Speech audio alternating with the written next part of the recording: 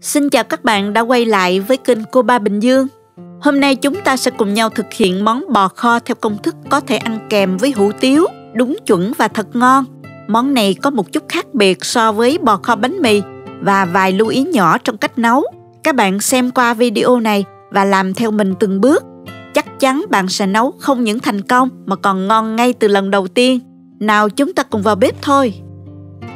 Chúng ta có thể xem những thành phần nguyên liệu chi tiết, hình ảnh nguyên liệu cụ thể để thực hiện món này ở cuối video hoặc tham khảo những dụng cụ nhà bếp mình hay sử dụng bên dưới phần mô tả của video. Đầu tiên mình sơ chế các nguyên liệu thơm. Hành tím thì mình dùng 40g, đập dập và băm nhỏ.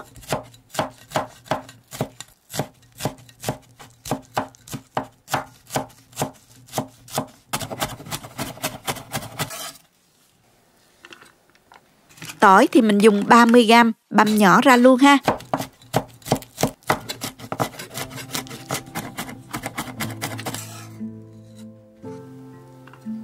Gừng thì mình dùng 20g, đập dập.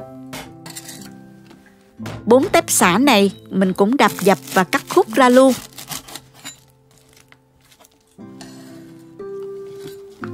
Nửa củ hành tây mình cắt to to như vậy ha.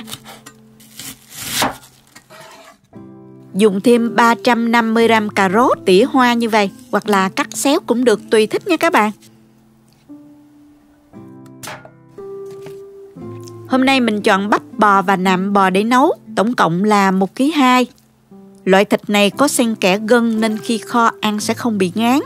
Ngoài ra các bạn có thể chọn thịt cạnh sườn nè, nạc vai kho cũng ngon. Thịt này mình đã rửa sạch rồi. Các bạn dùng gừng giã nhuyễn và một ít rượu trắng chà sát xung quanh miếng thịt rồi mình rửa lại với nước cho sạch ha. Bây giờ mình sẽ đi trụng thịt trong nước sôi khoảng 2 phút để thịt được thơm và định hình cho dễ cắt nha. Và đây là thịt mình đã trụng và rửa sạch lại rồi này các bạn. Bây giờ mình cắt thịt ra ha. Với bắp bò mình cắt miếng vuông cạnh khoảng 4cm.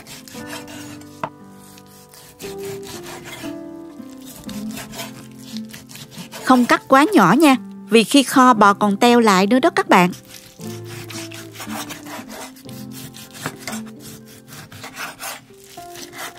Thịt nạm thì mình cắt khúc như vậy. Cho hết qua thố để ướp nè. Cho các loại bột gia vị vào đây gồm có 1 muỗng cà phê bột nghệ, 1 muỗng cà phê bột ngò, nửa muỗng cà phê bột ngũ vị hương, 1 muỗng cà phê bột thơm. Cái này là lá hương thảo khô đó. Loại này rất hợp với món bò kho, có một chút sẽ thơm hơn. Tuy nhiên nếu không có thì cũng không sao nha các bạn. 1 muỗng canh vung bột màu điều. Các bạn có thể thay thế bằng dầu màu điều cũng được. 1 muỗng canh ớt bột Hàn Quốc. Nếu bạn ăn cay thì mình dùng ớt khô hoặc là ớt sa tế cho thơm ha. Trộn đều lên. Tiếp theo thì mình dùng chảo nhỏ để phi những cái loại bột này cho dậy mùi. Cho 1 muỗng canh dầu vào chảo. Và mình cho 1 muỗng cà phê tỏi vào phi thơm. Hạ lửa thật nhỏ nha. Sau đó thì mình cho hết bột gia vị vào để khử cho bột thơm ha các bạn. Trộn lên. Rồi mình cho quế, hoa hồi, lá nguyệt quế vào luôn. Đảo đều trong 20 giây rồi mình tắt bếp. Kế tiếp thì mình cho vào 1 muỗng canh hành tím băm, nửa muỗng canh tỏi băm, 1 muỗng canh bột nêm, 1 muỗng canh đường, 1 muỗng canh dầu hào, 1 muỗng canh nước tương. Bạn nào ăn được bột ngọt thì mình cho nửa muỗng cà phê ha. Sau đó mình cho hết hỗn hợp này vào thịt. Trộn đều.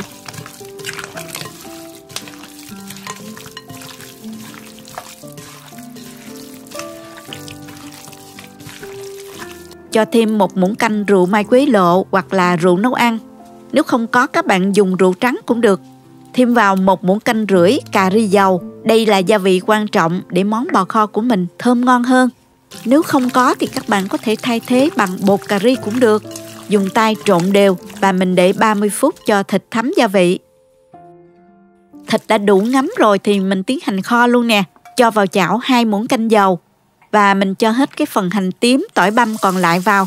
Phi thơm.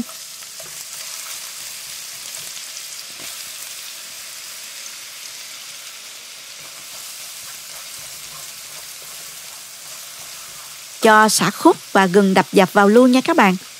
Rồi mình phi tất cả lên cho thơm nè.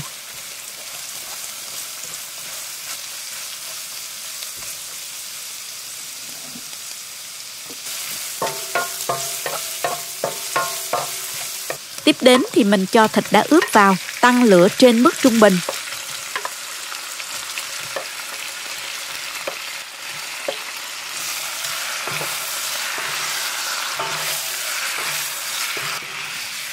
Và mình xào trong 5 phút cho thịt săn lại.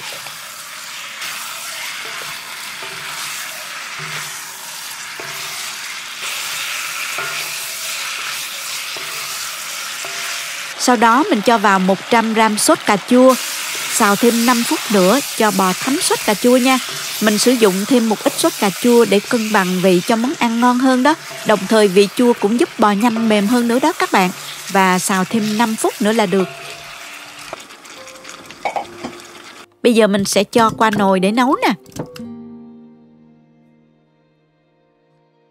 Cho vào đây 1 lít nước dừa nấu sôi. Nhớ hớt bọt nha các bạn. Nấu trong 10 phút cho thịt ngấm nước dừa. Nếu thấy thích cách mình làm, nhớ chia sẻ cho bạn bè cùng xem nha. Nhớ bấm like và đăng ký kênh. Ngoài ra nếu thấy video này thực sự hữu ích, bạn có thể gửi tặng ekip thực hiện 1 ly cà phê bằng nút Super 10 hình trái tim ngay bên dưới. Sau đó thì mình cho vào 1 lít nước. Nhớ là mình dùng nước nóng hoặc là nước sôi ha. Nêm vào 1 muỗng cà phê muối, nửa muỗng canh đường, nửa muỗng canh bột nêm. Rồi các bạn đậy nắp lại, hạ lửa nhỏ, nấu riu riu, thịt sẽ thấm ngon nha. Cứ mỗi 10 phút thì các bạn mở nắp thăm chừng và mình trộn đều lên ha. Và đây là thịt cũng đã mềm rồi các bạn. Thời gian nấu là 1 giờ 10 phút. Các bạn có thể dùng nồi áp suất điện như nồi Instant Pot. Nấu 5 phút rồi mình ủ 30 phút là thịt mềm à. Bây giờ mình cho cà rốt vào nè. Sau đó thì bạn thêm lượng nước cho bằng lượng nước ban đầu là được nha. Tổng cộng lượng nước là 2 lít đó các bạn. Và mình nêm thêm vào đây 1 muỗng cà phê bột nêm nữa là vừa ha. Các bạn có thể thử lại và điều chỉnh theo khẩu vị gia đình nha. Lưu ý là nêm nước dùng bò kho để ăn với bún, với hủ tiếu hoặc là mì thì mình nên nêm vừa phải chứ không nên nêm đậm đà như là ăn với bánh mì. Vì ăn với hủ tiếu nên lượng nước mình sử dụng cũng nhiều hơn so với cách nấu bò kho để ăn bánh mì. Cà rốt đã mềm rồi, mình cho vào 30 g bơ lạc để tạo thêm vị béo thơm ha. Cho hành tây vào sau cùng, trộn đều và tắt bếp luôn. Mình đã hoàn thành xong nồi bò kho, thơm ngon lắm luôn các bạn ơi. Cho hủ tiếu vào tô nè, cho thịt bò, cà rốt nè, chan nước dùng nóng hổi vào.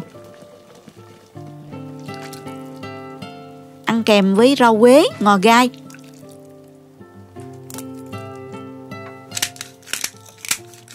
Thêm chút ớt nữa, bò rất mềm, thấm vị. Chấm thêm chút muối tiêu chanh cho đậm đà nè. Nước súp có màu vàng cam rất đẹp, vị ngọt ngào vừa vặn. Sợi hủ tiếu trong, dai nhẹ, thấm nước bò kho rất là hấp dẫn. Chúc các bạn nấu bò kho và thưởng thức thật ngon miệng cùng gia đình yêu thương của mình nha. Cảm ơn các bạn đã theo dõi video. Nếu thích cách mình chia sẻ, nhớ gửi cho bạn bè cùng xem, bấm like và đăng ký kênh để xem nhiều món ăn mới của mình. Nếu thấy video thực sự hữu ích, bạn có thể gửi tặng ekip thực hiện 1 ly cà phê bằng nút Super 10 hình trái tim ngay bên dưới video. Các bạn cũng có thể truy cập website cobabình dương.com để xem công thức nấu ăn dưới dạng bài viết. Chào tạm biệt và hẹn gặp lại các bạn trong video kỳ tới nha.